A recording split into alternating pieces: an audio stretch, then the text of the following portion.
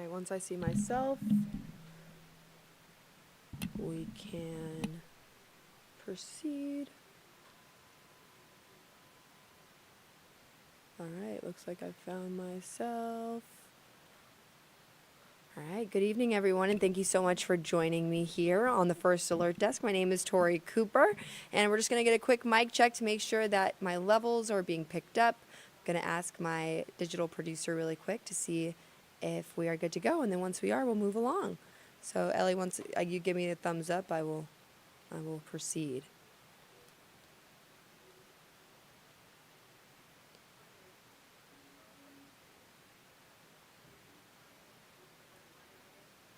Thumbs up. Okay. All right. So, if you have not been following, there was a very big story that happened in Coweta County this weekend.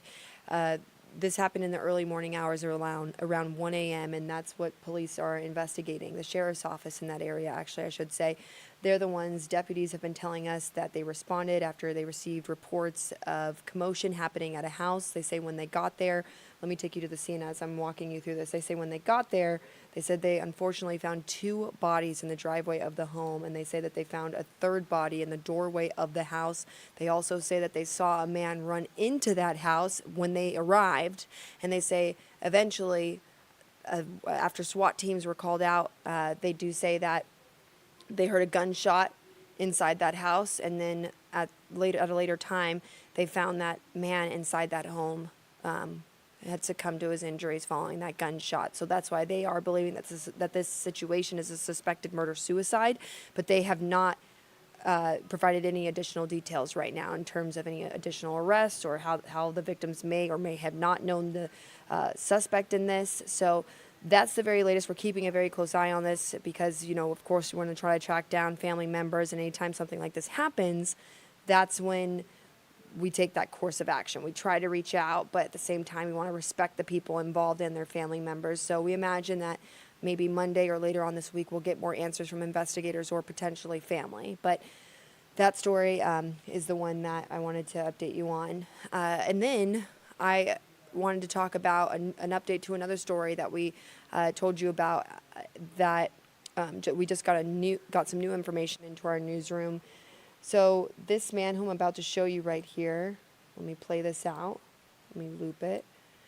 This man who you're looking at on the left-hand side, he went missing and was gone without a trace. He's a South Carolina man, and then police say they found his car behind a Dollar General in Spalding County. They arrested 2 people who admitted to moving his car to that location, and then now they say they found the missing man's, what they believe is the missing man's body. The man who you're looking at is 82-year-old Garland Sims Warren, and they tell us that they believe they found his body in Butts County. So we have 2 people that were arrested in connection to this, that were questioned about their involvement in this, and now we're learning that they believe the body that they found in Butts County belongs to the missing man. So they had the car, and now they believe they have his body, which is devastating for family members who have been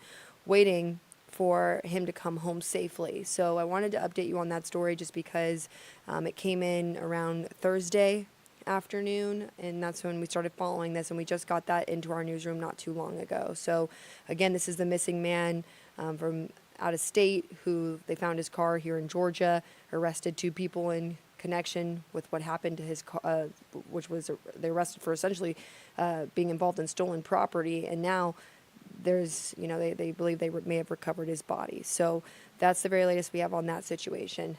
Now is our opportunity to lighten things up a little bit and talk about some of the good things happening around in our community. And this is something that I was really excited about just seeing this story just because I love playing soccer. I played soccer in college, and the soccer fans around the world are really getting used to heading here to Atlanta to catch soccer games. And just this past week, we had the Copa America tournament in town, which is one of the biggest international tournaments in the world. And we welcomed 4 different teams here, including the U.S., Canada, Panama, and Argentina.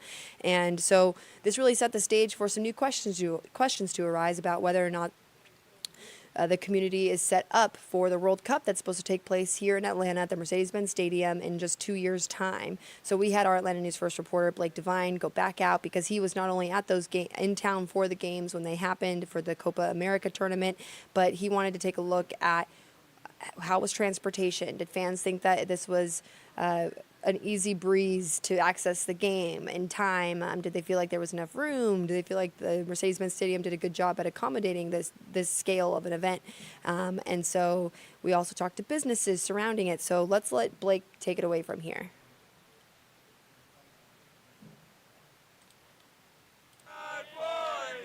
Atlanta was filled with fans from all over the globe for not one but two Copa America matches at Mercedes-Benz Stadium.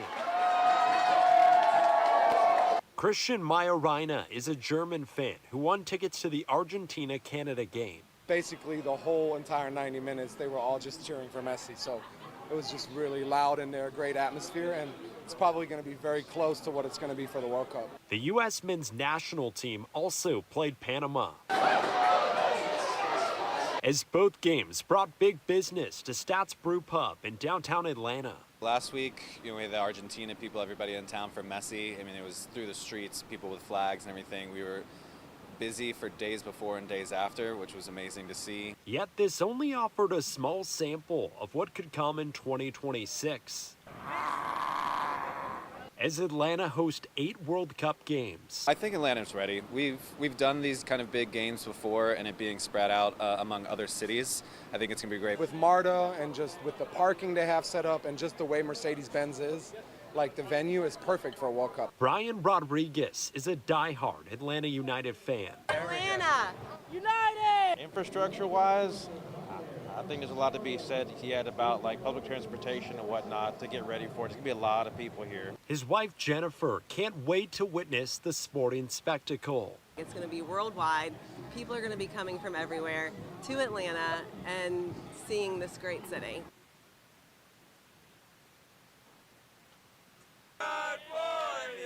Atlanta was filled with fans from all over the globe for not one but two Copa America matches at Mercedes-Benz Stadium. So you got a chance to hear from fans there.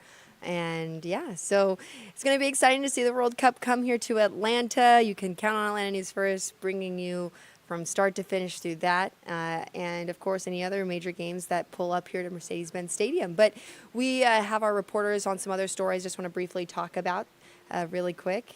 And yeah, so we have one of our reporters, Brittany Ford. She headed over to Ebenezer Baptist Church because this is the anniversary of when Dr. Martin Luther King Jr.'s mother was shot at Ebenezer Baptist Church. And so, as you know, Ebenezer is one of the 5 civil rights churches in Atlanta, Georgia.